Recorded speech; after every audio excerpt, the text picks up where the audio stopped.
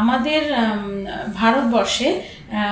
সমস্ত শিশুদের পরিসংখ্যান অনুযায়ী প্রায় 7% বাচ্চা অপুষ্টিতে ভুগছে, যার মধ্যে আমাদের রাজ্য পশ্চিমবঙ্গে 6% বাচ্চা সিভিয়ার অ্যাকিউট ম্যালনিউট্রিশনের শিকার। তো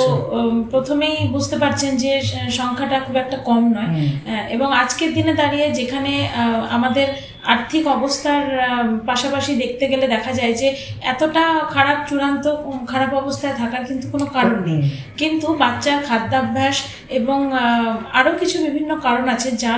যে জন্য সাধারণত এই স্যাম বা সিভিয়ার অ্যাকিউট ম্যালনিউট্রিশন মানে অপুষ্টিগত কারণে বাচ্চাদের এইরকমভাবে খারাপ অবস্থা এটা দেখা যাচ্ছে। তো আমাদের দেশে এই ছোট বাচ্চাদের মধ্যে এই সিভিয়ার অ্যাকিউট ম্যালনিউট্রিশন কিন্তু জন্মের পর থেকে নয়, জন্মের আগে থেকেই অনেক সময়